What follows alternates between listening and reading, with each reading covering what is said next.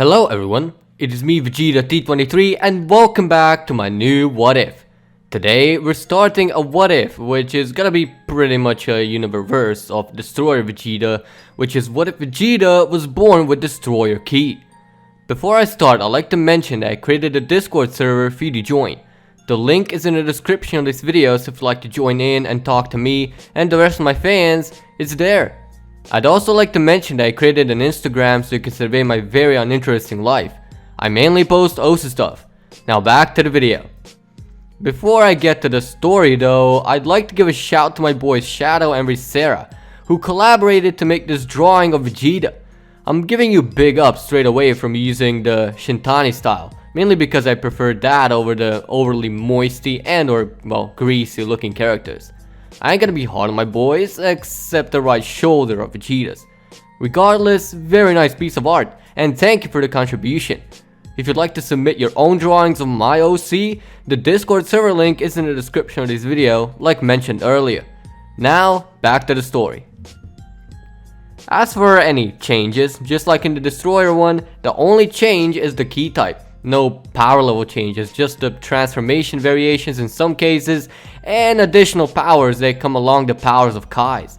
Now with that out of the way, let's begin the what if. In age 732, Vegeta was born.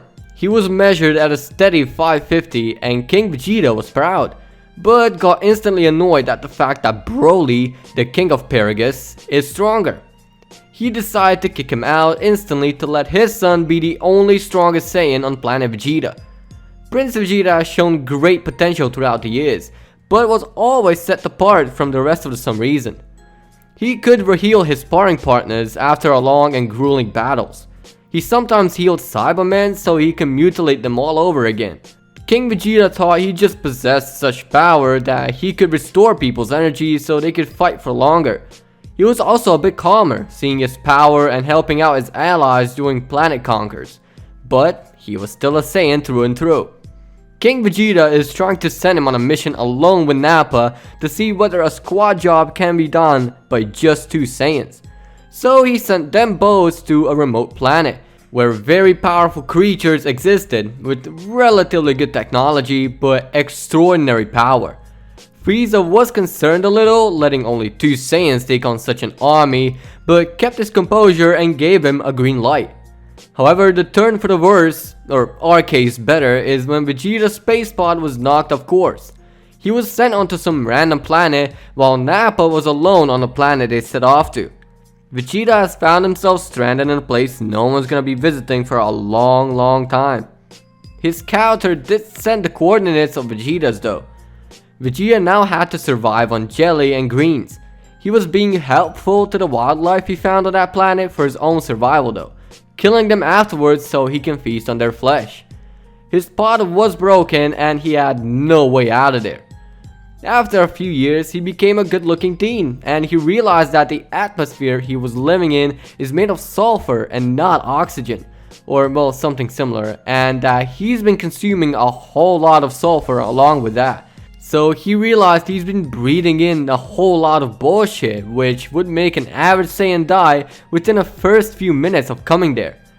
As his character came online, he saw that no Saiyans responded except two, Raditz and Nappa.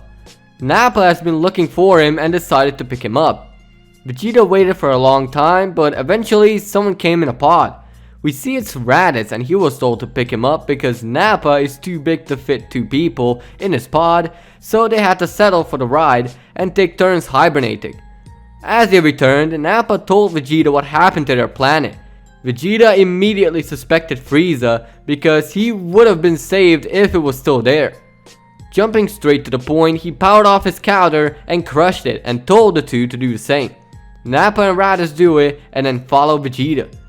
Vegeta jumped into a pod of a dead henchman of Frieza's and they departed from there, leaving the job half finished and concerning Frieza on whether they left or just went to recover.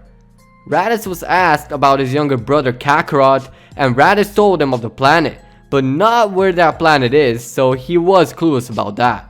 So they went to scour. After finding the cords, Vegeta told Raditz to come pick up Kakarot as he is his younger brother and is his family.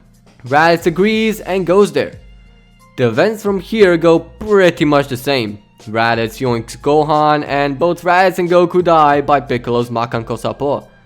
Goku then trains with King Kai and is then revived, while Vegeta and Nappa are traveling to Earth, going to reason with the unknowing Saiyan. Goku has appeared on the rendezvous point just in time. Vegeta and Nappa haven't killed nobody, so this is good so far. They haven't even planted the Cyberman seeds either. They've just been waiting on Goku to arrive so they can make him go and take down Frieza. Vegeta has approached Goku, and Vegeta then spoke to him about joining him. Goku, of course, doesn't trust Vegeta or Nappa, especially Nappa because Nappa is more ruthless than Vegeta in terms of intimidation and fighting. Vegeta wanted to solve it without any fists and cups getting thrown at all. He asked Goku why he killed his own brother and got a not very pleasant answer. Goku explained how Raditz kidnapped his son and how he had to protect his son at all costs.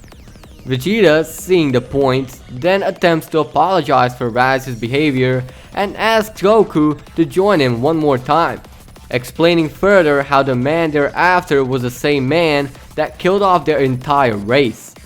Goku doesn't want to buy it and asks for a real reason. Vegeta gets confused, but before he can say anything, Nappa comes rushing towards Goku in an attempt to kill him, but Goku barely used any power and threw Nappa back to Vegeta. Vegeta saw that Goku has potential, considering he did a whole lot of training in 1 year to combat his old friend, but was curious on how strong he really is.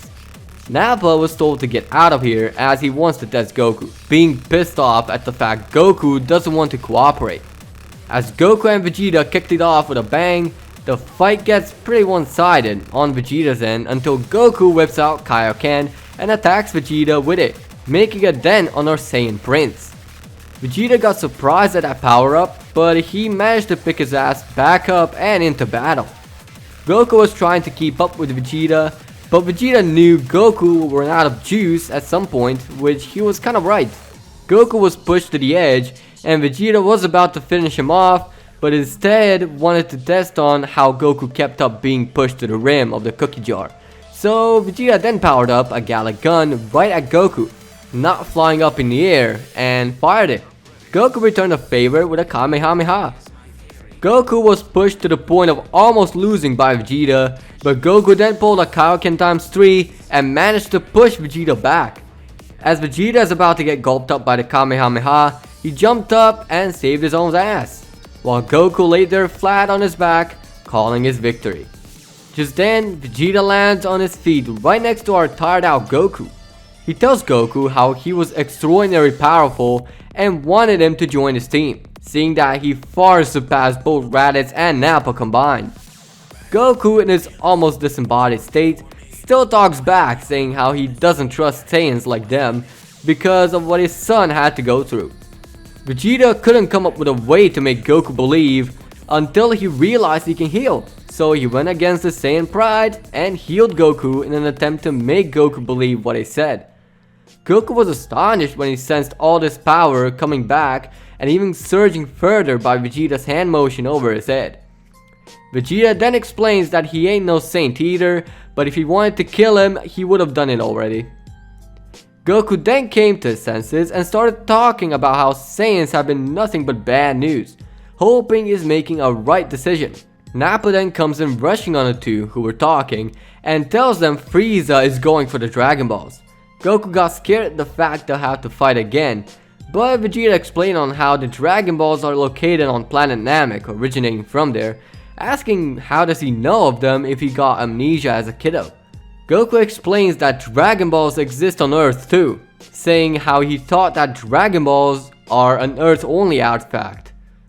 Vegeta asks whether the one in charge of them is a big, green slug man, and Goku laughs and confirms. Vegeta then explains how those are Namekians.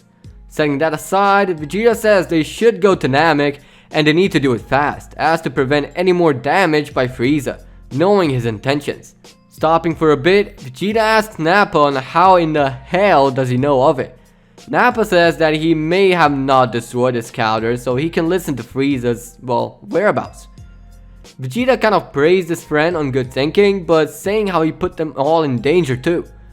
With that, they go back to the topic on how they're gonna reach there with only 2 paws and squeezing in 2 people like Raditz did with him. But Goku says how he knows a scientist that can turn a paperclip into a rocket, so they depart there at once. And with that, we're leaving things be for now. Thank you for watching. If you think Victor is bait, then click dislike, but if you liked the video, hit that like button. If you'd like me to cover your idea in the near future, comment down below. And as always, peace out.